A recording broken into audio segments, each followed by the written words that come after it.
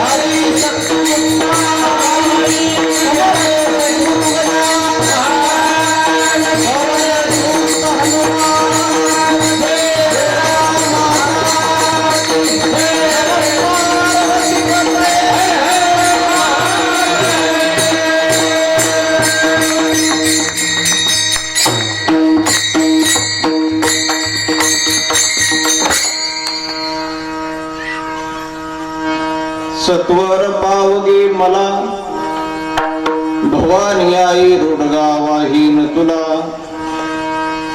सत्वर पावगे मला भवानी आई रोडगा वाहीन तुला सासरा माझा गावी गेला तिकडेच खपवी त्याला भवानी आई रोडगा वाहीन तुला सासू माझी जाच करीते लवकर निर्दळी तिला लवकर निर्दळी तिला भवानी आई रोडगा वाहीन तुला जाऊ माझी पडपड बोलते बोडकी करगे तिला भवानी आई रोडगा वाहीन तुला नंदेच पोर किरकिर करते खरुज होऊ दे त्याला भवानी आई रोडगा वाहीन तुला दादला मारून आहुती देईल मोकळी करगे मला भवानी आई रोडगा वाहीन तुला एका जनार्दनी सगळेची मरू दे मंडपातली सोडून एकटीच राहू दे मला एकटीच राहू दे मला भवानी आई रोडगा वाहीन तुला शरणांगत दीनार्थे परित्राण परायणे सर्वशाते हरे देवी नारायणी नमोस्तुते सर्वशाते हरे देवी मुक्तावाई नमोस्तुते विभं वेणुनादं चरन्तं दुरन्तं स्वयं लीलया गोपविशं दधानं गवारुन्दकानन्दनं चारुहासं परब्रह्मलिङ्गं भजे पाण्डुरङ्गं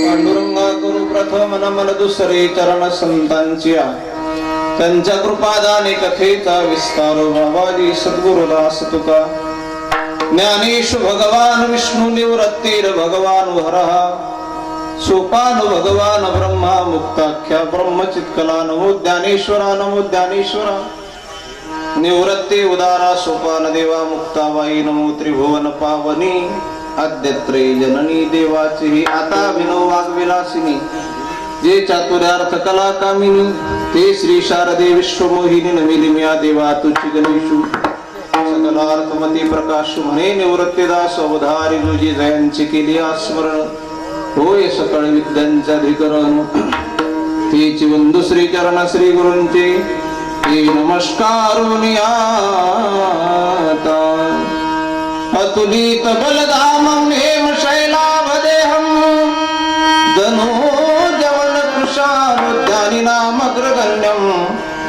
सकल गुण निधानं वानराणामधीशं रघुपति प्रिय भक्तं वातजातं नमामि लोकाभिरामं रणरङ्गधीरं राजीव नेत्रं रघुवंशनाथं कारुण्यरूपं करुणाकरन्दं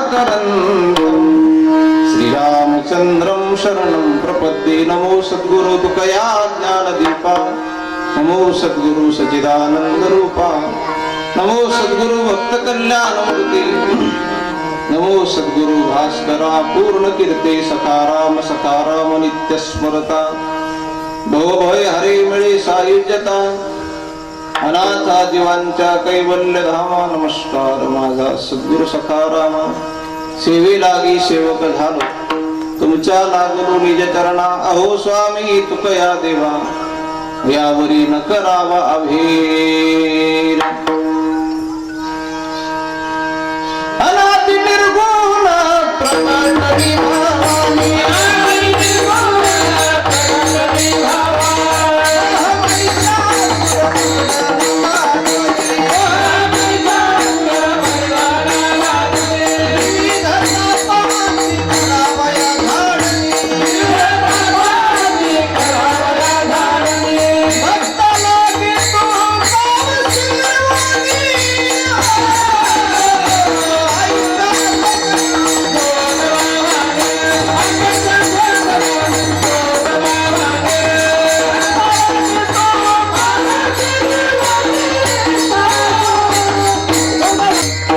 पावगे मला भवानी आई अदृश्य स्वरूपाने वास करणारी परमात्म्याची सुप्त शक्ती ब्रह्मचित्कला आदिशक्ती जगन्माया मुक्ताबाई समर्थ सद्गुरु श्री गजानन महाराज रुक्मिणी प्राण संजीवन जगदाधार भगवान पंढरीश परमात्म्याच्या असीम अपार आणि अपूर्व कृपेने स्वानंद सुख निवासी सद्गुरु श्री पिराजी महाराज आमचा आराध्य भगवान आदिशक्ती जगत्रे जननी मुक्ताबाई सद्गुरु सखाराम महाराज आदी करून देव संतांच्या पादस्पर्शाने पुरिता झालेल्या आपल्या परमपावन भूमीमध्ये आजची ही कीर्तनाची सेवा आजचा हा नामसंकीर्तनाचा विषय कोणत्या निमित्ताने आहे याबद्दल इथे उपस्थित कोणालाही अनभिज्ञता नाही तरीही वक्त्याचं सांगणं हे प्रधान कर्तव्य असते सनातन वैदिक धर्म संस्कृतीमध्ये नव्हे या भारत भूमीमध्ये जन्माला आलेल्या प्रत्येक भारतीयाचं उपासनेचा आराध्य असलेला हा पर्वकाळ चंदन है इस देश की माटी तपोभूमि हर ग्राम है देवी स्वरूपा हर एक बाला बच्चा बच्चा राम है बच्चा बच्चा राम है प्रत्येकाच्या हृदयामध्ये प्रत्येक राम स्वरूप असलेला भारतीय आणि भारतातच नाही तर भारतीय वंशाचे लोक ज्या ज्या देशामध्ये असतील ज्या ज्या राष्ट्रामध्ये असतील तिथे सुद्धा अत्यंत प्रेमपूर्वक आणि आदरयुक्त श्रद्धायुक्त अंतःकरणाने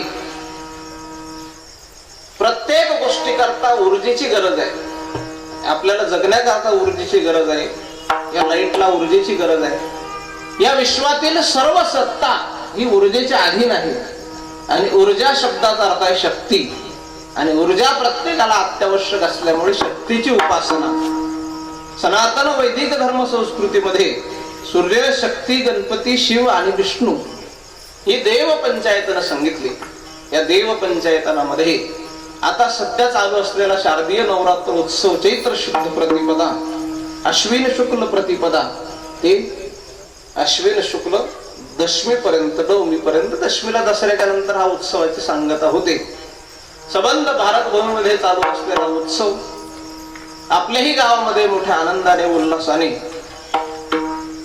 संत सावतामाळी नवयुवक क्रीडा बहुउद्देशीय मंडळ द्वारा संचलित नवदुर्गा माता पूजा उत्सव मंडळ या असं या मंडळाचं नामाभिधान आहे आणि आम्ही सुद्धा त्या मंडळाचे पाईक आहोत त्या मंडळामध्ये समाविष्ट आहोत एक नवलाची गोष्ट आहे आमच्या मंडळाची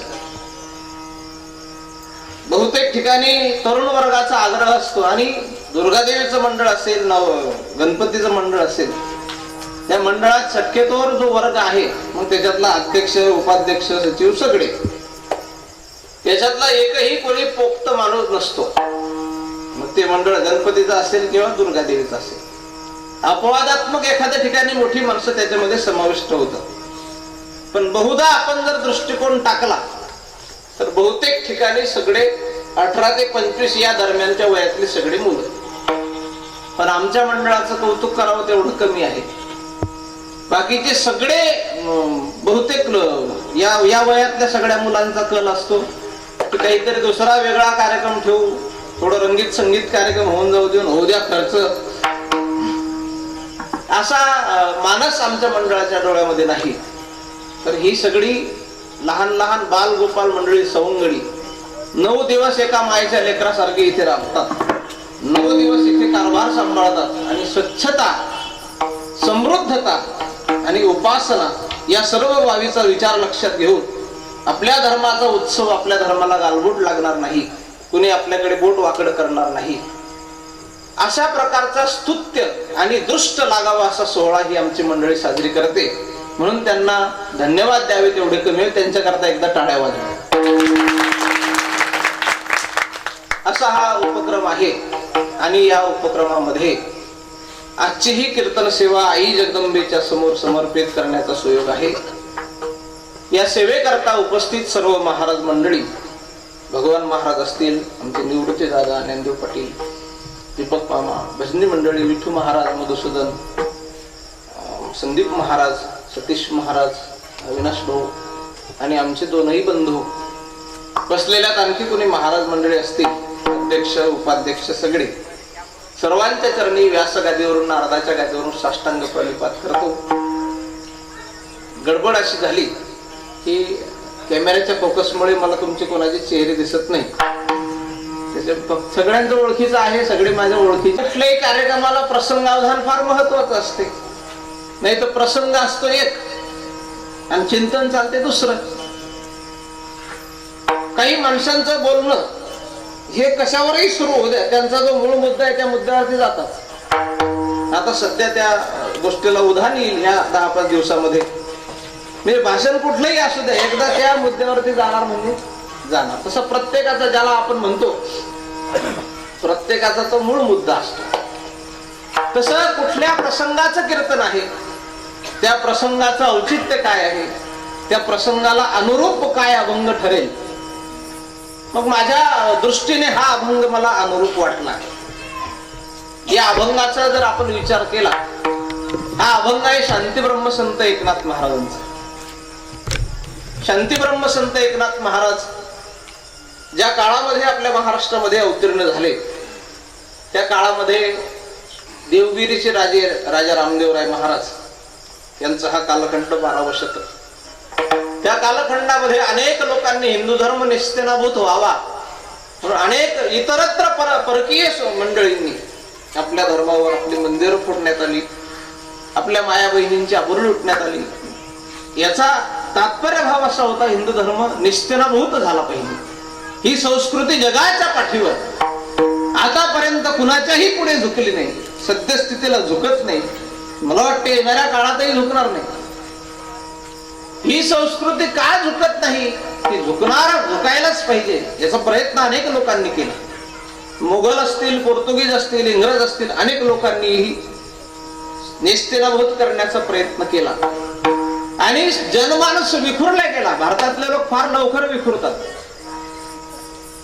कागदाला पिन मारली की सगळे कागद एका ठिकाणी येतात.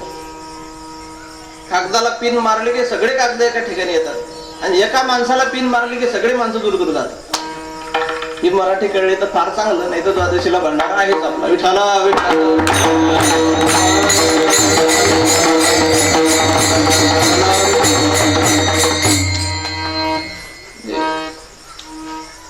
ज्योत से ज्योत जगाते चलो, प्रेम की गंगा बहाते चलो. हा एक संदेश, हा उद्देश डोळ्यासमोर ठेवून जनमानस विखुरलेला होता. हा समाज एकत्रित कसा येईल म्हणून यांच्या श्रद्धेचाच आधार घ्यायचा.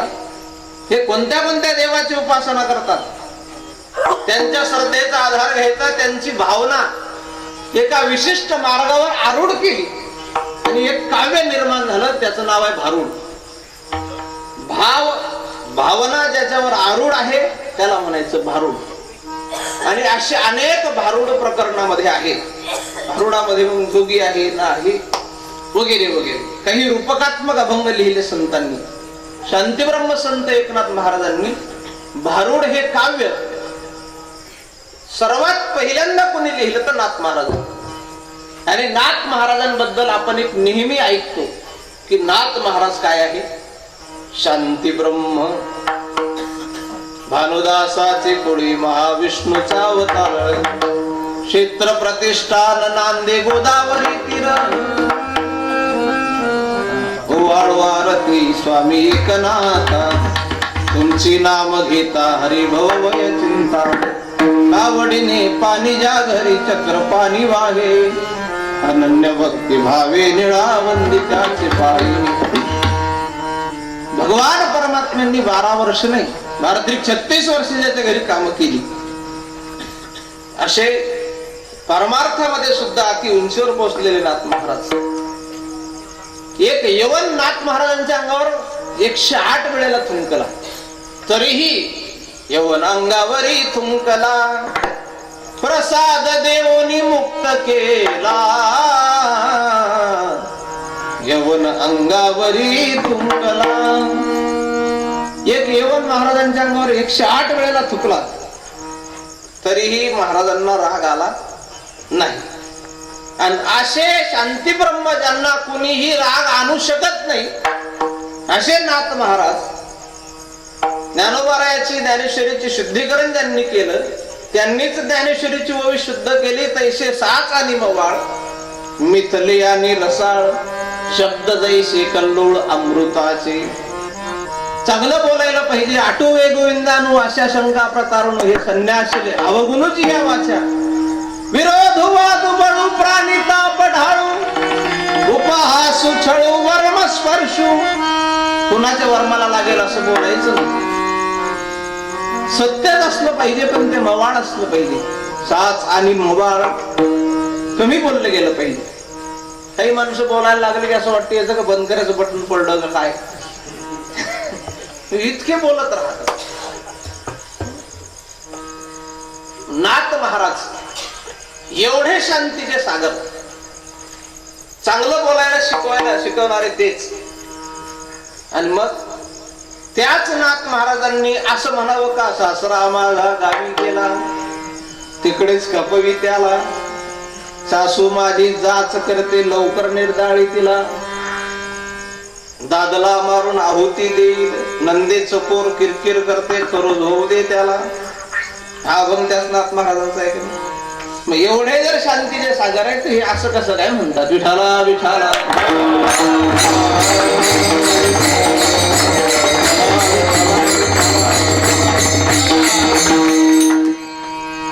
या अभंगातला शब्द थोडे अमंगळ वाटतात.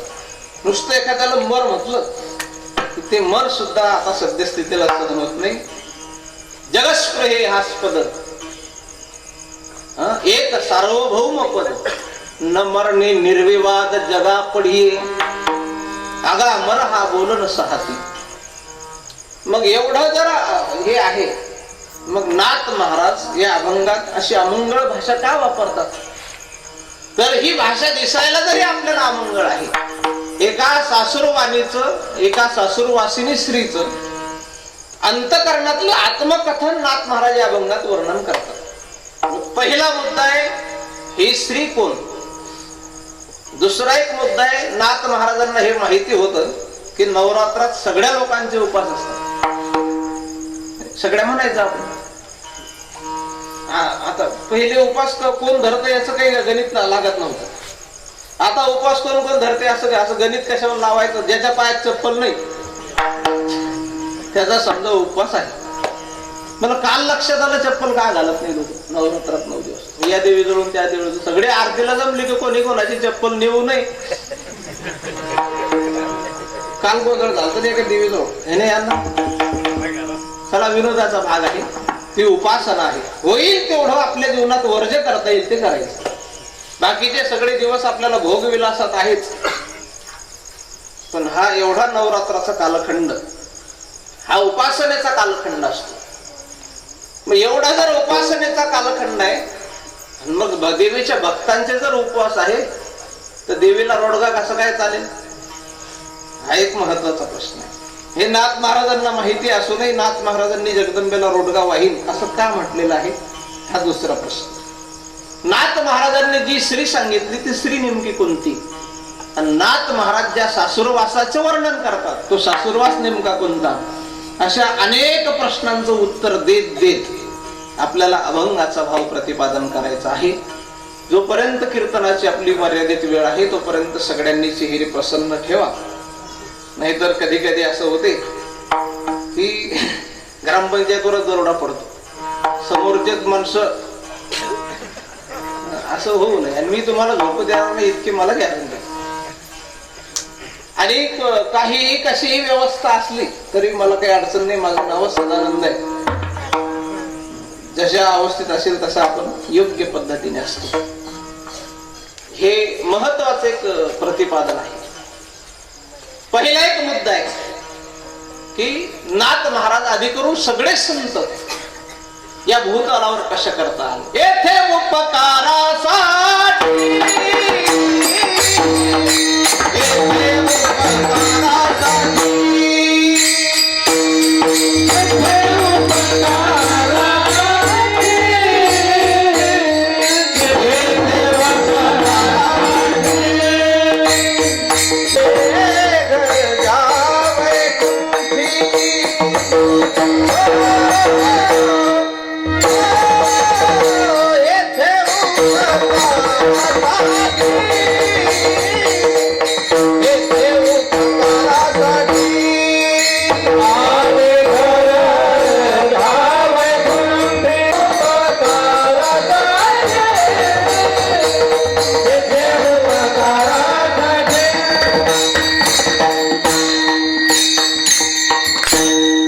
संत या भूतलावर कशा करता अवतरण झाली. येथे उपकारा करायला पाहिजे, कसं जगायला पाहिजे, कसं बोलायला पाहिजे, या सगळ्या गोष्टीचा विचार भगवद्गीतेमध्ये. आणि मग हे जर एवढं भगवद्गीता निर्माण होऊन तरी लोक विचित्र वागत आहे. मग देवाने विचार केला आणि त्याचा अभ्यासपूर्ण विचार केला की भगवद्गीता जगाचा मार्गदर्शक ग्रंथ आहे पण तो संस्कृत मध्ये. आणि संस्कृत काही असे नाही अनुस्वारम देतम संस्कृतम होतम किंवा अनुस्वार दिला भृंगम कुरितम काष्टम बुस्कटम पडतम भुई. हे अशी संस्कृत भाषा नाही. संस्कृत भाषा ही देव भाषा.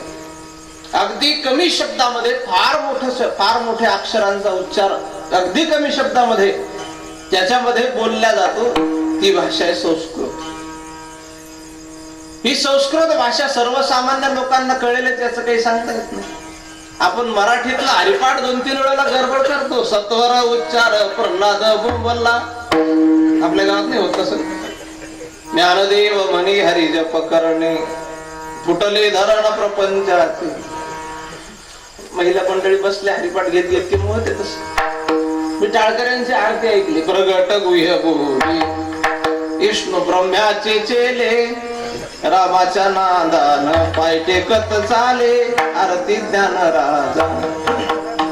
काय आरती ज्ञानावर मराठी मध्ये जर एवढा गोंधळ आहे तर मग संस्कृत भाषा जगाला कळणार होती का? मग संस्कृत भाषा जगाला कळणार नाही आणि यांच्यापर्यंत हे तत्वज्ञान गेलंच पाहिजे असा उद्देश देवाचा. म्हणून नारायणा करुणा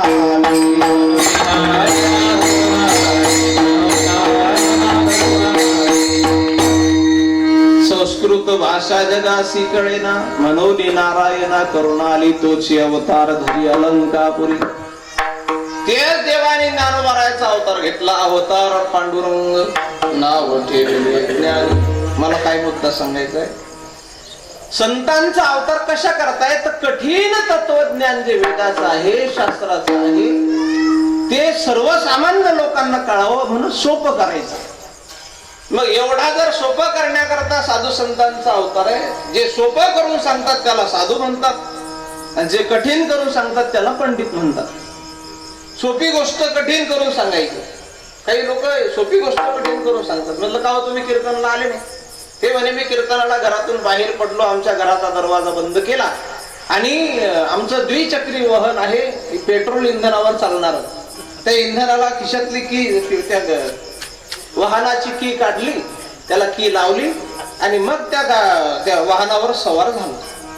आणि काही अंतरापर्यंत प्रवास करीत येत असताना माझ्या गाडीचा माझा जो द्विचक्री वाहन आहे त्या द्विचक्री वाहनाचा पुढील वक्र भागाचा जो रबरी फुगा असतो त्या रबरी फुग्याला महीवरील पाषाणाने धडक दिली. त्यामुळे त्या रबरी फुग्यातील हवा पास झाली. त्यामुळे मला विलंब लागला. म्हटलं बोंग्या ना, पंक्चर झाली म्हण ना, इतका कशाला वेळ खातो. हे विनाकारण एखाद्या वाक्याचा एखाद्या शब्दाचा फार गंभीर केलं. काही माणसांना गोष्ट विचारा तुम्ही का असं काय झालं ते पहिल्यापासून सांगता. मग हे सुरू कुठून झालं बघ, त्याला मुद्दा देता सोडून आणि मग पहिल्यापासून सुरू झालं तेव्हापासून. हे जर सोपं करून सांगण्याकरता तत्वज्ञान सोपं करायचं, सर्वसामान्य लोकांच्या गळी उतरलं पाहिजे. हे जर इतकं सोपं करून सांगतात मग हे असं कठीण लिहून ठेवायचं काय कारण होतं. नेमका रोडगा शब्दाचा अर्थ काय आहे. काही शब्द मराठीत जरी असले तरीही त्यांचा अर्थ सहजासहज कळेलच असं सांगता येत नाही. एक माणूस एसटीच्या कंट्रोल कॅबिन समोर उभा होता. कंट्रोलर आतून गाडीचा नंबर सांगत होते, अमकी अमकी गाडी या गावला, तमकी तमकी गाडी त्या गावला. आणि हा माणूस त्या कॅबिन जवळ गेला, असे त्याच्यावर दोन हात टेकवले. नमस्कार साहेब. साहेबांनी नमस्कार केला. कोणत्या गावचे तुम्ही. ते साहेबाला वाटलं कोणी ओळखीचा माणूस असेल. मग ते म्हणे आमक्या आमक्या गावचा. बरोबर, किती वर्ष झाले सर्व्हिस करता. ते म्हणे 12 वर्ष झाले आता सर्व्हिस करून. बरोबर, मुलं बाळ काय. ते म्हणे मुलं 2 आहे बा, एक मुलगा एक मुलगी. बरोबर, काय शिक्षण चालू असेल. हा म्हणे शिक्षण चालू आहे. हा साहेब लय आवड झालं म्हणे शिक्षणाचा. आता इतकं आवड झालं म्हणे खूप पैसे लागतात. तो कंट्रोलर म्हणे तुम्हाला जायचं कुठं नेमकं हे सांगा. ते म्हणे कुठं नाही जायचं. मग रिकाम्या चौकशी करून चालल्या. ते म्हणे तुमच्या याच्यात बोर्ड लिहिलं चौकशी करा. म्हणजे हे असे त्याच्या घरात चौकशी करायच्या. शब्दाचा अर्थ जर नाही कळला फार मोठा गोंधळ होतो. आमचे गुरुजी एक गंमत सांगायचे. विठाला विठाला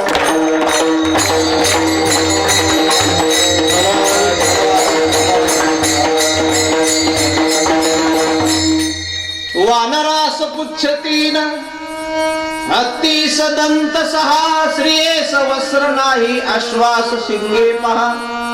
याचा सरळ सरळ अर्थ पहा काय. वानरास पुच्छ 3, वानराला षट्क 3, हत्तीला दंत 6, हत्तीस दंत 6, श्रेयस वस्त्र नाही आणि आश्वास शिंगे पहा म्हणजे घोड्याला शिंगे आहे. हे खरं वाटते का तुम्हाला. याचा अर्थ तिथेच दडलेला आहे. फक्त अनुस्वार ठेवायची गरज आहे. पूर्ण विराम, स्वल्प विराम, कॉमा. मराठी भाषा फार अवघड आहे. वानरास पुच्छ 3, वानरास पुच्छ इथे पूर्ण विराम. 3 हत्तीस दंत 6, 3 हत्तीला किती दात 6. श्रेयस वस्त्र नाही अश्वास शिंगे पहा. काही काही शब्दाचा अर्थ सहजासहजी कळत नाही आणि मग सहज अर्थ शब्दाचा अर्थ तिथेच असतो पण तो सहजासहज कळत नाही. कधी कधी गणित सुटत नसलं तर मग हातचा घेऊन ते गणित सोडवावं लागते.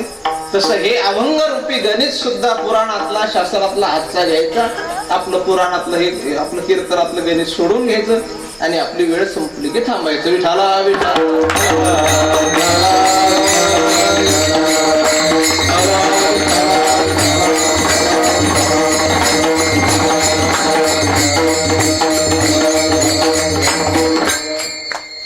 सहजासहज काही गोष्टी मराठीत घडत असतात. शब्दाचा अर्थ नाही कळला की एका माणसाचं वजन झालं 110 किलो.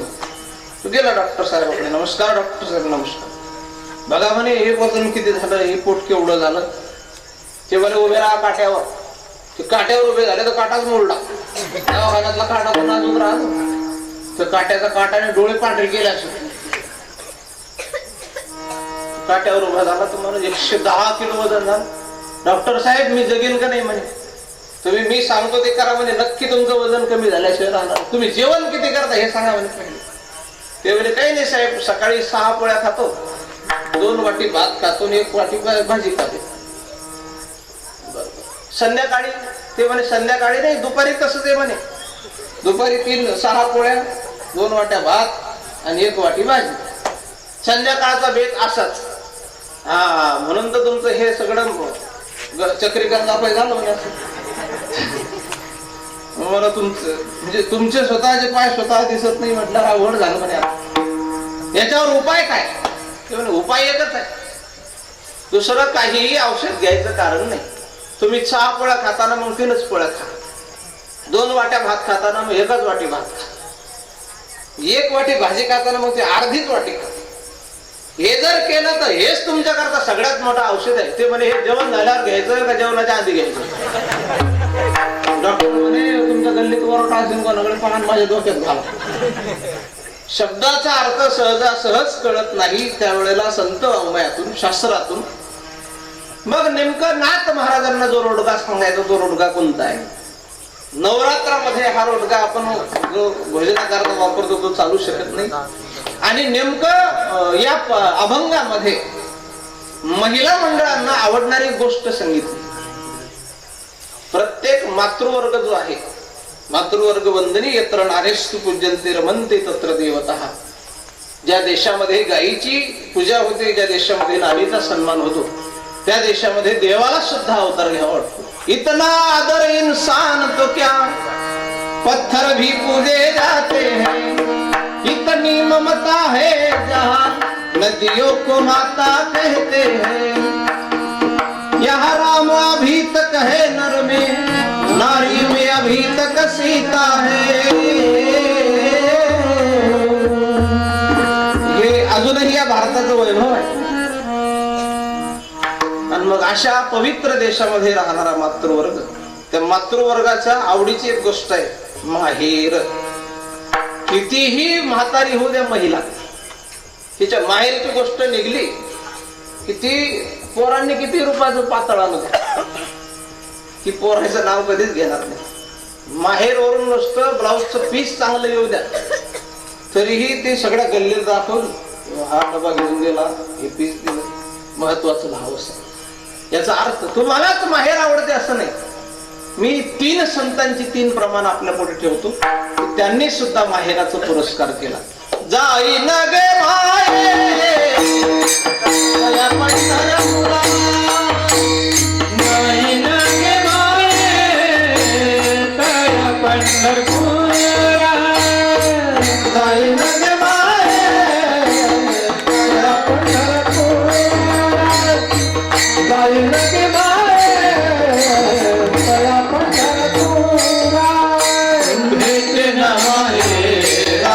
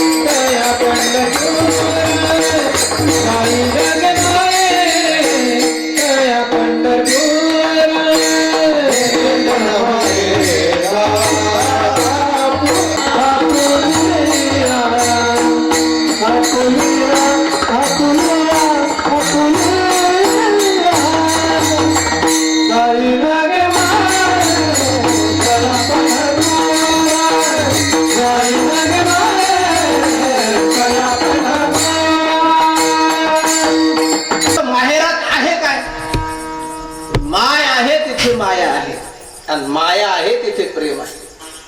माहेर शब्द, माहेर, जिथे तिचा हेर होत नाही, तिचा तिरस्कार होत नाही, तिला म्हणायचं माहेर. माहेरामध्ये असते स्वतंत्रता. तेच सासरामध्ये गेले की पारतंत्र्यता. सासर हे सासूरवास आहे. आणि माहेर हा शब्द कोणाच्या संदर्भात आहे? माहेर हा शब्द फक्त मातृवर्गाच्या संदर्भात आहे. माहेरात फार प्रेम असते. तुम्ही कितीही म्हातारे उद्या 55 वर्षाची मुलगी आणि 95 वर्षाची माय, दुपारी 12 वाजता बाई आली आणि दरवाजाची कडी वाजली. कोण आहे? मी आहे. बरोबर ये. ती दरवाजापर्यंत आली. म्हातारीला उठवत नव्हतं तिच्या आईला बाजीवर, पण भिंतीला धरून उभी झाली. अगं तिथंच थांब. दारात उभं केलं तिला आणि ती म्हातारी भिंतीला धरत धरत भाकरीच्या पाठीजवळ गेली. त्या भाकरीच्या पाठीतला सत्कुर कुटका घेतला आणि ती बाई आली ना, तिची मुलगी, तिच्या अंगावर वळून टाकला, इडा पिडा जाऊ दूर फेकला. एवढं माहेर त्यालाच म्हणतात जिथे आदर आहे, जिथे प्रेम आहे, स्वातंत्र्य आहे. आणि सासरामध्ये माहेर हा शब्द फक्त मातृवर्गाच्या संदर्भात, पुरुषांच्या बाबतीमध्ये माहेर आहे नाही, सासर आहे.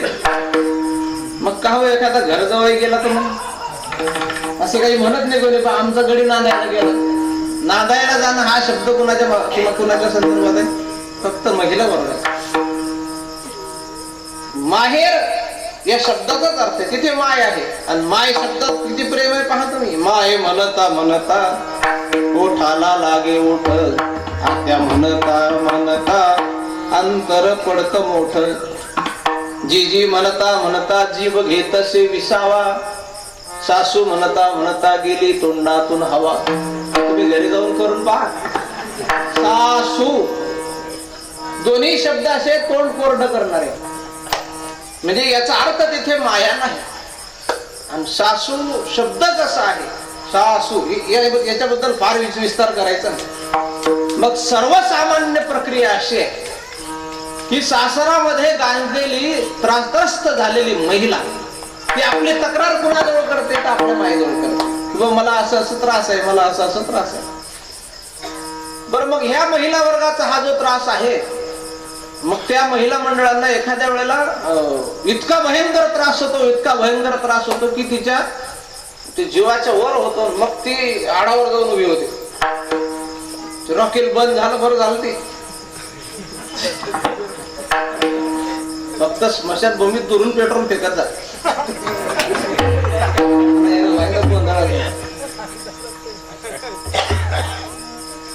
रॉकेल घ्यायची म्हणजे याचा अर्थ असा आहे की ती संसारामध्ये सासरामध्ये त्रस्त झाली.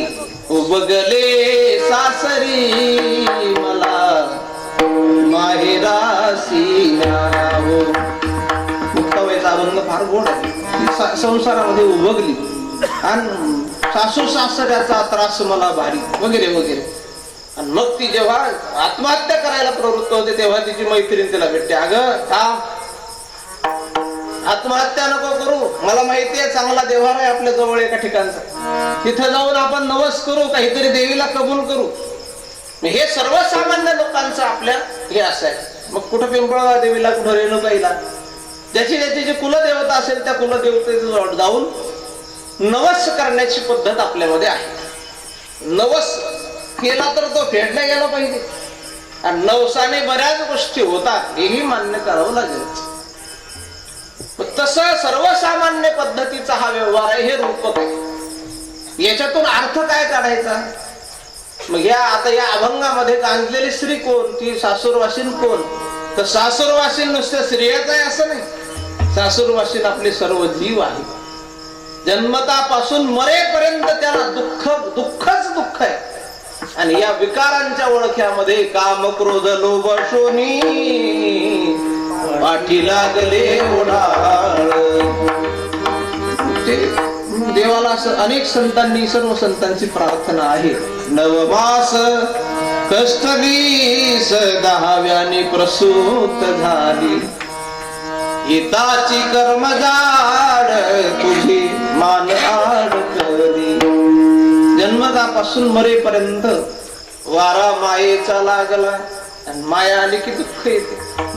या दुःखाने त्रस्त झालेले अनेक साधक यांना हे निश्चित माहिती झालं की संसारामध्ये सुख आहे किंवा नाही हे कोण सांगू शकेल तर संत सांगतात. एखाद्या वेळेला जीवाचा तोल जाऊ शकतो, अशा वेळेला संत रूपी सखी, संत रूपी मैत्रीण या जीवाला घेऊन पंढरीच्या पांडुरंगाच्या दरबारात गेले. साधू संतांच्या दृष्टीने कीर्तन चाललं देवीच्या पुढे. नाथ महाराज नवस करतात तोही देवीलाच. मग नाथ महाराज तर वारकरी उपासक होते पांडुरंगाचे. मग पांडुरंगाचे उपासक देवीचं वर्णन कसं काय करतात, देवीला नवस कसं काय करतात. एकच हिरो अनेक चित्रपटामध्ये वेगळ्या वेगळ्या भूमिका करतो. तसं या विश्वामध्ये चालवणारी जी सत्ता आहे ती एकच शक्ती अनेक अनेक रूपामध्ये नटते. तोच जगदंबा होतो, तोच दुर्गा होतो, तोच वामन होतो, तोच नृसिंह होतो, तोच परशुराम होतो, तोच राम होतो. ही सगळे अवतार तोच पांडुरंग, तोच गोकुळामध्ये वेणू वाजवतो. ही अनेक रूप जी आहे, धरी येली सोंगे अवघी येणे पांडुरंगे, ही अनेक सोंग जी आहे ती सगळी पांडुरंगाने धरली. नाथ महाराज जगदंबेच्या मंदिरामध्ये गेले आणि अनेक जीवांच्या संदर्भामध्ये हे सासरवासाला, या सासरवासामध्ये, या संसार भवसागरामध्ये त्रस्त झालेले सगळे जीवात्मे यांचं प्रतिकात्मक स्वरूप घेऊन नाथ महाराज एका संसारात गांजलेल्या स्त्रीचं रूप धारण करून, स्त्रीचं प्रतिकात्मक रूप धारण करून आपल्या सगळ्यांची एक जबाबदारी, आपल्या सगळ्यांचं एक पायिकत्व म्हणून आई जगदंबेच्या पुढे एक प्रार्थना करतात.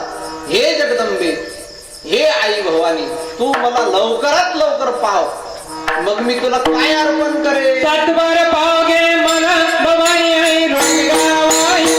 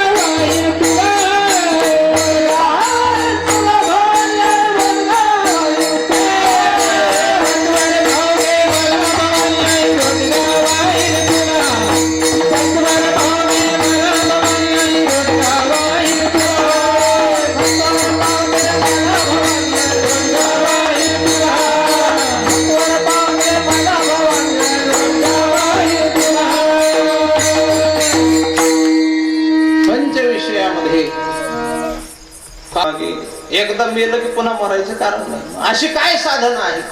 मग ही साधना सांगेल कोण? तर प्रत्येकाला मन मोकळं करण्याकरता कोणीतरी मित्र असतो आणि असलाच पाहिजे.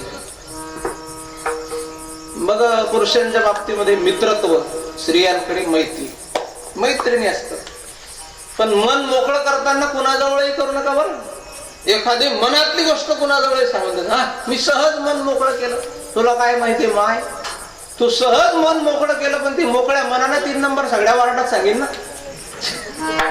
मन मोकळं कुणाजवळ करायचं हेही कळलं पाहिजे. मग गुज सांगावे संतासी.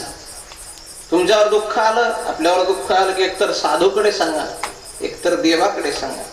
देवाच्या जवळ महादेवाच्या मंदिरात गेले ना, मग नंदीच्या कानात सांगा, नंदीकडून जाते तिकडे ते. देवीच्या समोर आले ना तर वाघाच्या कानात सांगा, तुमची काय तक्रार आहे, फक्त दात पाडू नका. गणपतीच्या मंदिरामध्ये गेले तर उंदराच्या कानात सांगा. म्हणजे याचं काय काय गणित आहे? तुम्ही साहेबाला किती वेळाला भेटले पण पियेलाच नाही भेटले तर मग जमत नाही का? हे त्यांची पिये आहे. महादेवाच्या मंदिरात गेले की नंदीला सांगा. हे संत, हे सखी आहे. आणि कोण बतावे बाट दुर्बीन. संत महात्मे सांगतात, तुम्ही इकडे तिकडे भटकल्यापेक्षा माझ्यासोबत चाल. आणि मग सगळ्या अशा अनेक साधकांना देऊ. पंचविषय हे जीवाला फार मोठे त्रास देतात. पंचविषयाच्या नादी लागलेले सगळे जीव त्याला दुःख होते कधी कधी. एका विषयाने एक जीवात्मा एवढा मोठा बलाढ्य हत्ती पण स्पर्श या विषयामुळे पकडल्या जातो. एवढं चपळ हरण पकडणारा बासरी वाजवतो. त्या बासरीच्या नादाने ते हरण तिथे येते आणि मग हरण पकडल्या जाते. मी ह्या दोनच जीवाचं असं सांगितलं तर हे सगळे पंचविषय मानवी शरीरात आहे. हा विना आहे ना, विना याला 5 तार आहे. 5 तार आहे तर 5 ताराचं काय गणित आहे त्याचं? ते 5 तार असे आहे, ते 5 तार स्वरात लावावे लागतात. ते जर जास्त आवडले तरी बेसूर होतात आणि ढिले सोडले तरी बेसूर होतात. ते बरोबर तंतोतंत तितक्या मापात लावावे लागतात. ते आमच्या अविनाश भाऊ चांगलं जमते. कमी अधिक त्यांना कळत. हे 5 तार नुसते विण्याला काय असं नाही. तसा हा मानवी शरीर रूपी विना आहे. या विण्याला सुद्धा शब्द, स्पर्श, रूप, रस आणि गंध असे 5 तार आहे. पंचविषय हे या विण्याचे 5 तार. याच काय, हे जास्त आवडले तरी घोटाळा आहे आणि ढिले सोडले तरी घोटाळा. काही लोकांना इतके आवडले की मार्गशीर्ष महिन्यातले सगळे गुरुवार, नवरात्रातले सगळे उपवास, या वर्षात येणारे जेवढे उपवास असतील तेवढे सगळेच्या सगळे धरले, इतके आवडले का. आणि काही लोकांनी एकादशीच्या दिवशी भाकरी खाल्ल्या, महाशिवरात्र सोडली नाही, आषाढी एकादशी सोडली नाही, म्हणजे इतके ढिल्या सोडले. नवरात्रात 9 दिवस उपवास करायचे. याचा अर्थच काय, नवरात्रामध्ये जे 9 दिवस आपण साधना केली, आचरण केलं, तसंच आचरण वर्षभर करायचं, असा त्या नवरात्रीचा उपयोग असतो. विठाला विठाला.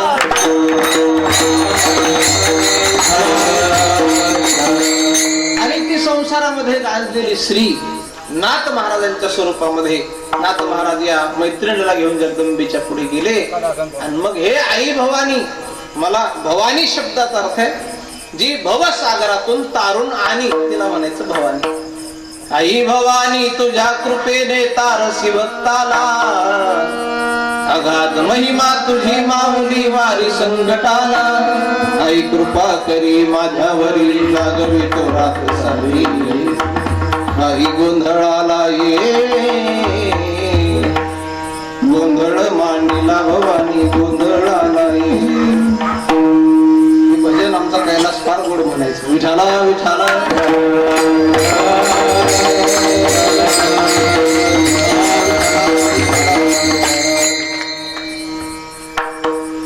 भवानी शब्दाचा अर्थ आहे जी भवसागरातून तारून नेण्याचं सामर्थ्य जिच्यात आहे, तिला म्हणायचं भवानी. हे आई भवानी, मला तू सत्वर पाव, मी संसारामध्ये गांजलेली आहे, मग मी काय करेन तुला. तू जर माझा नवस पूर्ण केला तर मी तुला रोडगा वाहिन. रोडगा नेमका कोणता, रोडगा तयार करण्याकरता 5 गोष्टी लागतात. रोडगा माहिती आहे आपल्याला. रोडगा तयार करण्याकरता साहित्य काय काय लागते, गव्हाची कणिक 1, डाळीचं पीठ 2, त्याच्यात टाकण्याकरता गुळ 3, ते कालवण्याकरता तेल किंवा तूप, आणि ते शेकण्याकरता अग्नी. किती वस्तू झाल्या, 5.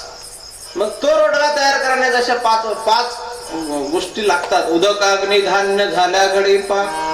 तसं हा मानवी शरीर रूपी रोडगा, हा सुद्धा 5 भौतिक गोष्टीने, पंचमहाभूतापासून निर्माण झालेला आहे. आणि तो कणकेचा बनवलेला रोडगा नाही. आता देवांच्याही वेगळ्या वेगळ्या गोष्टी आहेत. काही देव 2 निंबात खुश होतात. 2 निंब आले की देव खुश झालं त्याचं काम. त्याच्यापेक्षा वरच्या कॅटेगरीतला देव, त्याला कांदा लागतो, तोही कोंबडीने दिलेलाच. कोंबडीने दिलेला कोणता कांदा असतो, विठ्ठल. कीर्तनात असं म्हणू नये.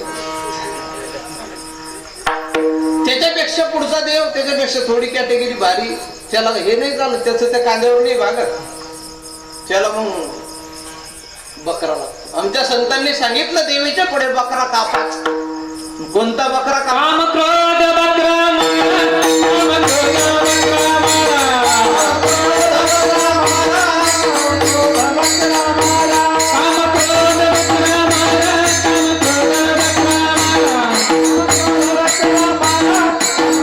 बकरा मारा, रखमाईचा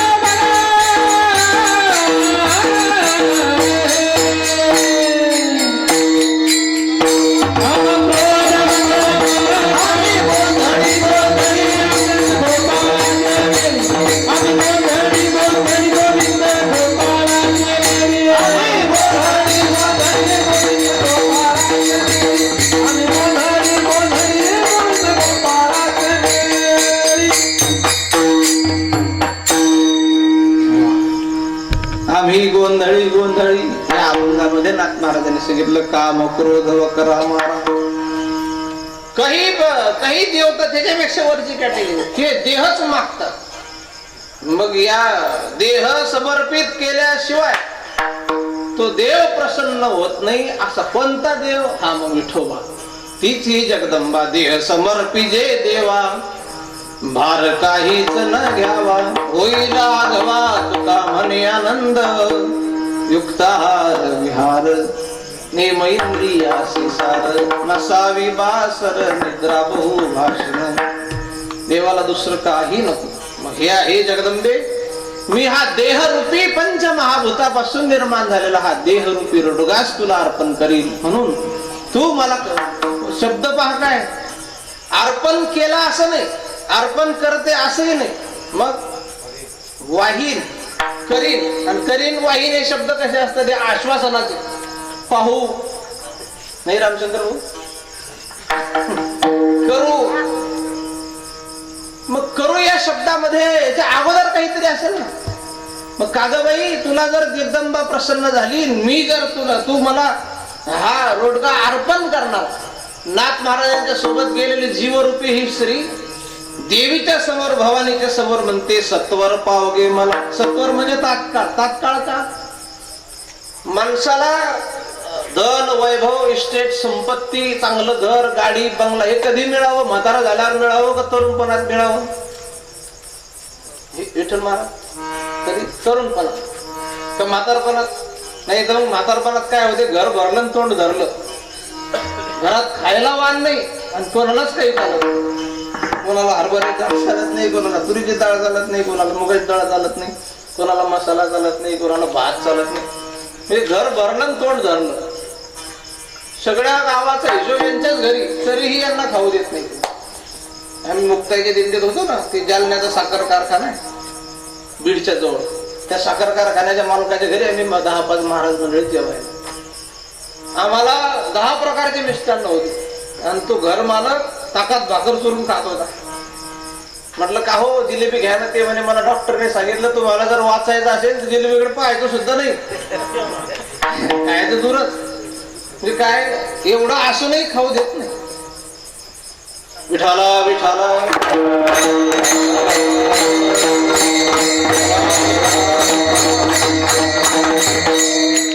म्हणून तू मला प्राप्त होशील आणि मग माझं म्हातारपण आल्यावर तू प्राप्त होशील आणि मग माझा सासुरवास नष्ट होईल. त्याला काय अर्थ आहे? तुझी कृपा व्हावी, माझ्या सासुरवास नष्ट व्हावा, त्याच्याकरता मी तुला आताच सांगते, मी तुला रोडगा वाहीन. पण त्याच्या अगोदर तुला माझं एक काम करावं लागेल. सासरा माझा गाई गे, सासरा माझा गाई गे, सासरा माझा गाई गे, सासरा माझा गाई गेला, माझा गाई गे,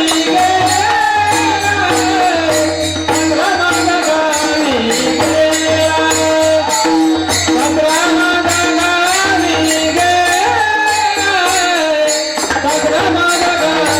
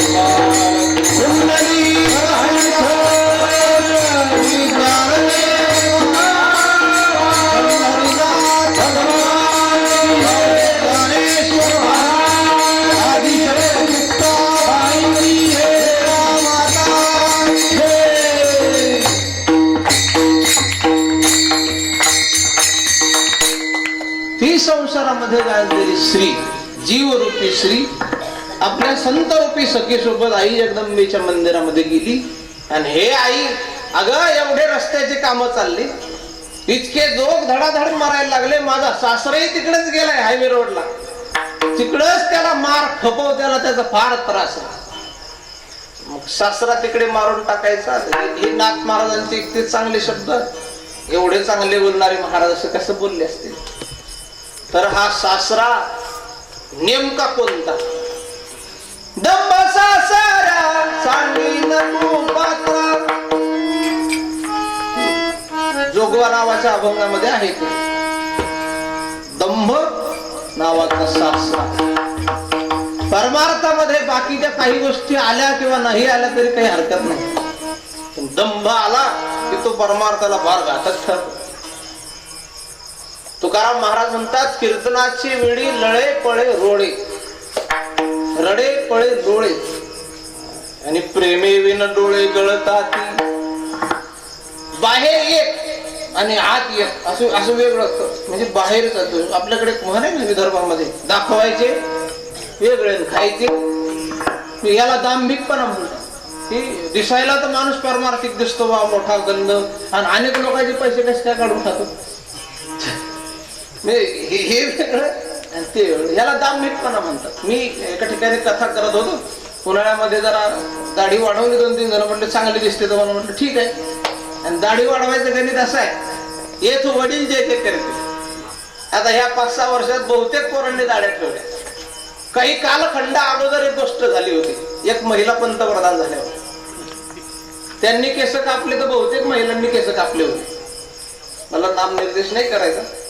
आता सद्यस्थितीला विद्यमान पंतप्रधानाची दाढी आहे, तर बहुतेक पोरांनी दाढ्या ठेवल्या. मोठी माणसं जसं करतात ना तसं ते, यथा राजा तथा प्रजा, येत वडील जे जे करतात. मी दाढी वाढवली, मग 4-5 कथा लगातार झाल्या, जास्त वाढली ती. मी ते यावल परिसरात कथा करत होतो की कथा सुरू 3 दिवस एक म्हातारी नुसती रडायची. मी म्हटलं वा एक तरी श्रोता सापडला, म्हटलं आपल्या कथेत रडणार. मी त्या मावशीच्या जवळ गेलो 4थ्या दिवशी. म्हटलं मावशी कोणत्या गावच्या तुम्ही? ते म्हणे याच गावचे आहे रे भाऊ. म्हटलं तुम्हाला फार आवडते कथा, तुम्ही फार रंगून जाता म्हटलं कथेमध्ये.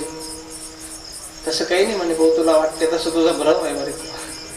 म्हटलं मग तुम्ही रडता का? ते म्हणे माझा बोकड्या मेला म्हणे मागच्या महिन्यात,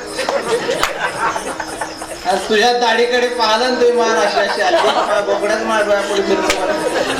म्हटलं माय तुझ्या पाया पडतो.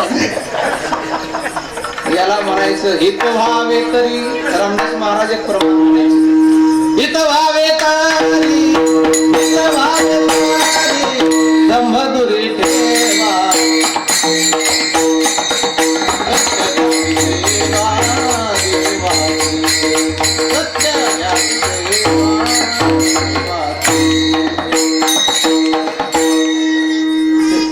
असंच त्याच्यात म्हणायचं. हित व्हावे तरी, परमार्थामध्ये हित आवश्यक असेल तर मग दंभाला दूर ठेवावं लागेल. हे आई जगदंबे, आमच्या जीवनामध्ये परमार्थ कमी अधिक झाला तरी चालेल, पण माझा दंभ नावाचा सासरा, त्याला तिकडेच खपव, तिकडेच खपवी त्याला. आणि तू जर असं करशील तर मग भवानी आई रोडगा वाहीन तुला. बरं सासरा त्रास देतो असं नाही, सासू माझी जाच करीते, लवकर निर्दाळी तिला. सासूही त्रास देते. ही सासू नेमकी कोणती? कल्पना नावाची सासू. कोणाचं नाव कल्पना असेल तर घोटाळा होईल बरं. अंतकरणामध्ये निर्माण होणारी कल्पना, आणि जीवाला जीव दशा जी प्राप्त झाली, ती नेमकी कशामुळे प्राप्त झाली? कल्पना विद्या तेने झाला जीव, कल्पना विद्या तेने झाला जीव, मायपादी शिव बोलिले ते, मायपादी शिव बोलिले ते, हरिमुखी दाता हरपली चिंता, हरिमुखी दाता हरपली चिंता. कल्पना विद्या जीव मुळात मुमई वंशो जीव लोके जीवभूत सनातनः, मनःषष्ठानि इंद्रियाणि प्रकृतिस्थानि कर्षति, भगवान म्हणतात हे सगळे माझे अंश आहेत, आणि हे सगळे जर देवाचे अंश आहे तर देवासारखे काहून वागत नाही? देवासारखं त्यांना दुःख म्हणजे सच्चिदानंद पदवी का नाही? तर याला संबंध आहे मायेचा, कल्पनेचा, आणि कल्पना जीवनामध्ये फार दुःख देते. म्हणून कल्पना नावाची सासू ही परमार्थापासून जीवाला परांगमुख करेल, म्हणून ही सासू त्रास देते ना, तिला लवकर तिचं निर्दाळन करा. कल्पना त्रास देते. नवीनच लग्न झालं मे महिन्यामध्ये, सामूहिक विवाह सोहळ्यात गजानन महाराजाचं दर्शन, तडाचं दर्शन, मुक्ताबाईचं दर्शन, सगळे कुलदेवतेचं दर्शन घेऊन आले आणि नवजीवनाला सुरुवात करायची. मी कल्पना सांगतोय तुम्हाला, नवजीवनाला, वैवाहिक जीवनाला सुरुवात करायची. रात्र झाली, दोघही एकाच रूम मध्ये, एकाच कॉटवर, दोघांच्या मध्ये किमान 1.25 फुटाचा अंतर. नवीनच परिचय, पहिल्यांदा बोलणं सुरू झालं. आणि मग बोलता बोलता थोडा प्रपंचिक विषयाचा विचार झाला. अगं, आता आपल्या नवीन जीवनाला सुरुवात आहे, आणि जर समजा आपल्याला एक मुलगा झाला तर मग कुठं झोपवशील? हे कधी चर्चा चालू आहे, ज्यांना ठेवा पहिले. जर आपल्याला मुलगा झाला तर कुठं झोपवशील? ते म्हणे इथं हे काय जागा आहे पलंगावर, सरक तिकडे. सरकले तिकडे. ती दुसरं, बरोबर हा झाला. ती बाई म्हणे का हो, मग आता समजा दैवयोगाने, ईश्वर कृपेने जर दुसरा मुलगा झाला तर तो कुठं झोपायचा? ते म्हणे तिकडून नाही का जागा, सरका तिकडे. ते सरकला तिकडे. पहिले सरकेल, सरका तिकडे, सरकला. बर, हा म्हणतो का ग, मला काही निवडणुकीला उभं राहणं नाही. जर दैवयोगाने तिसरा झाला त्याला कुठं झोपायचं? ती म्हणे हे काय जागा आहे, थोडी जागा आहे अजून, सरका. जसा सरकला पलंगावरून दणकन खाली. कोण पाडलं वया माणसाला? नाही, कोण पाडलं नेमकं? तिसऱ्या पोरानं. कोणत्या पोरानं मारलं? झालेल्या पोरानं पाडलं का न झालेल्या? मग न झालेला पोरगा जर पलंगावरून काढू शकतो तर झालेला का, झालेला कमरेतला घालणार नाही का? ही कल्पना. एक सुनबाई घर सारवत होती आणि पाठीवर डांगर ठेवलं होतं मधुसूदनच्या वावरातून आणून. आजीला मोठं 10-12 किलो, ते काय माजर पुजली त्याच्यावर, ते दणकन खाली पडलं बघ. जसं दणकन खाली पडलं ते चिना भिन झालं, फुटलं. ते फुटलं. सगळ्या घरात बिया याच्या अंगावर ते ह्याच्यात बिया उडल्या. आणि ही जोरात आरडली, सासूबाई का ग, काय झालं? ते म्हणे डांगर फुटलं.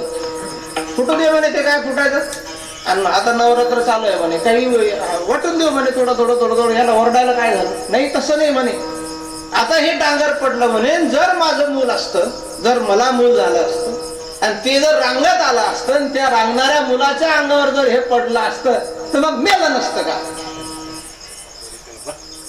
अरे वा, मेलं नसतं का म्हटल्यावर ती लागली रडायला. ती लागली आणि तिची सासू लागली रडायला. कोण कशा करता रडत हे काही माहिती नाही. गल्लीतल्या बाया आल्या, मिले सुर मेरा तुम्हारा तो सुर बने हमारा. ती त्याला संगत सगळी गल्ली लागली बा रडायला. आणि मग त्याच्या घरी हे चर्चा, हे गडबड झाली. तो घर मालक आला तिकडून, का रडता? ती म्हणे ती रडते म्हणून. का रडते? ती म्हणे ती रडते म्हणून. आणि असं विचारत सासरे बा त्या सुनबाईच्या सासरा ती त्या सुनेपर्यंत गेली. सुनबाई का रडते? ती म्हणे मामांजी या पाठीवर होतं हे डांगर ठेवलेलं. बर, मग ते डांगर खाली पडलं. मग ते पडलं तर पडू दे म्हणे. नाही, तसं नाही म्हणे, मी रडते काय, त्याचं कारण आहे का? जर हे डांगर, मला मूल झालं असतं, ते मूल जर इथून रांगात आलं असतं आणि त्या रांगणाऱ्या मुलाच्या अंगावर जर ते पडलं असतं तर मग ते मेलं नसतं का? सासरा म्हणे ते जाऊ दे, मरायचं, ते पोरग दाखव पाहिजे, त्याला दवाखान्यात. आता पोरगच कुठं आहे त्याची भाऊ? याला म्हणायची कल्पना. आणि कल्पना अविद्या. तेने झाला जीव कल्पनेची सासूईचा बहुत चिदाचो. पायी माथा ठेवून या ब्रह्मानंदी नाचो. देह भाव ठेवून पायी ब्रह्मानंदी नाचो. चला बाई वृंदावनी रास क्रीडा पाहू. माळ्याने केला नवला. कल्पना नावाची सासू तिला तिकडेच निर्धाळ कर मग नंतर रोडगा वाही तुला माझी जाऊ सुद्धा त्रास देते. जाऊ माझी पडपड बोलते. जाऊ शब्दाचा अर्थ आहे लग्न झाल्यावर काही दिवस एकत्र राहू आणि मग वेगळे जाऊ. त्याला म्हणायची जाऊ. जाऊ कोणाला म्हणायचं? भावाच्या बहिणीला. बरोबर आहे ना? जाऊ कोणाला म्हणायचं? नवऱ्याच्या भावाच्या बायकोला. हे तर चांगलं कळतं आपल्याला. ही जाऊ नेमकी कोण? भाऊ नेमका कोणता? तर देहभाव हाच एक भाऊ आहे. या देहावर असते, या देहाबद्दल देहभाव निर्माण होणे आणि देहभाव निर्माण झाला, देहभाव जागृत झाला की मग निर्माण होते ती वासना. वासना नावाची जाऊ. आणि वासनेचा विचार करा तर फार मोठे मोठे राजे, त्या मोठ्या मोठ्या राजांना रोहिदास महाराज मागच्या जन्मात ब्राह्मण होते. एका शिष्याने जोडा आणून दिला तर जोडा पाहता पाहता मरण आलं. त्या जोड्यावर लक्ष गेलं तर जोड्यात वासना गुंतली. पुढचा जन्म आयुष्यभर चांबडं ठोकावं लागलं, आयुष्यभर चांबडं रंगवावं लागलं. कशाचा परिणाम? हा वासनेचा परिणाम आहे. जन्म घेणे लागे वासनेच्या संगे, झाली अंगी हरिरू. म्हणून वासना नावाची ही माझी जाऊ ती फडफड बोलते. मग तिला बोडखी कर म्हणजे ती जाऊला बोडखी करायचं. बोडखी शब्दाचा अर्थ आहे विधवा. जुन्या काळामध्ये एखाद्या स्त्रीचा पती मरण पावला, तिचं सौंदर्य नष्ट व्हावं, तिच्यावर कोणाची वाईट नजर पडू नये म्हणून तिचे सुद्धा केस काढल्या जात होते. हे फार अगोदरच्या काळातली गोष्ट आहे. आणि मग तिला बोडखे करायचं म्हणजे तिला वैधव्य आणायचं, तिला पांढरी साडी घालायला लावायची. म्हणजे वासनेला वैधव्य आणायचं म्हणजे नेमकं काय करायचं? वासना ज्याच्यापासून निर्माण होते तो देहभावच नष्ट करायचा. वासना नष्ट करायची, देहभाव नष्ट करायचा, असं त्याच्या मागचा भाव आहे. म्हणून जाऊ माझी फडफड बोलती, बोडखी करगे तिला. आणि दृष्ट वासना रूपी नंदुली, दृष्ट इच्छा रूपी नंदुली. इच्छेचा मुलगा आहे मोह. नंदेचे पोर किरकिर करते. मोह निर्माण झाला की माणसं काहीतरी करत राहतात. म्हाताऱ्याला चालता येत नाही तरी कोणाच्या तुराट्या वडीन, कोणाच्या फुटल्या आणि धृतराष्ट्राला हे माहिती होतं की दुर्योधनाच्या हाती कारभार दिला की आपल्या कुळात पाणी पाजायला कोणी शिल्लक राहणार. एखाद्या दगडाने भरलेले नाव आणि त्या नावेत प्रवास करणारा एखाद्या प्रवासी तो मूर्ख का शहाणा? तो मूर्ख.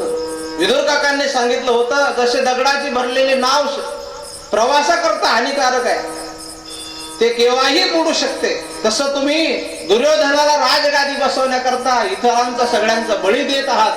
हा तुमच्या कुळाचा नायनाट केल्याशिवाय राहणार नाही. तरी सुद्धा धृतराष्ट्र त्याच्याबद्दलची आसक्ती सोडत नाही. त्याला म्हणायचं मोह. अर्जुनाला सुद्धा काय झाला होता? मोह.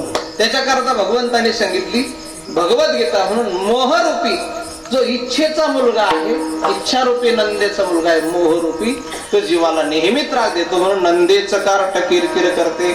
त्याला खरूज होऊ दे, खरूज झाल्यावर तो खाजवत राहील. मग त्याला खरूज नेमकी कोणती होऊ द्यायची? तर त्याला भगवत भजनाची खरूज होऊ द्यायची, असा त्याच्या मागचा भाव आहे. आणि देहाच्या संबंधाने देहाचा जो अहंकार आहे, महाराज आम्ही म्हणून चाललं, आम्ही जर गेलो बाजूला हे मुलडच. हा देह, हा भाव आहे, हा अहंकार आहे. आणि अहंकाराने मोठ्या मोठ्या लोकांची फजिती केली. म्हणून हा देहभाव रूपी दादला, तू दादला मारून आहुती देईन. तू जर माझी ही इच्छा पूर्ण करत असल्या तर मग दादला मारून आहुती देईन. मोकळी करगे मला भवानी आई रोडगा वाहीन तुला. नाथ महाराज म्हणतात हे सगळे विकार कल्पनारूपी सासू, कल्पनारूपी सासू, दंभरूपी सासरा, इच्छेचा मुलगा, इच्छारूपी नंदेचा मुलगा मोह, आणि वासना नावाची जाऊ, हे सगळे जे विकार आहे, वासना नावाची जाऊ बोडखी झालीच पाहिजे. कल्पना, इच्छा नावाच्या नंदेचा मुलगा, त्याला भगवत भजनाची खरूज झालीच पाहिजे. दंभ नावाचा सासरा मेलाच पाहिजे. कल्पना, वासना नावाची सासू ही मेलीच पाहिजे.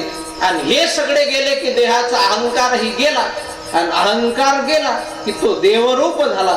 आणि म्हणून नाथ महाराज शेवटच्या चरणामध्ये एक जनार्दनी सगळ्याची मरुदे, एक जनार्दनी सगळ्याची मरुदे, एक जनार्दनी सगळ्याची मरुदे, एक जनार्दनी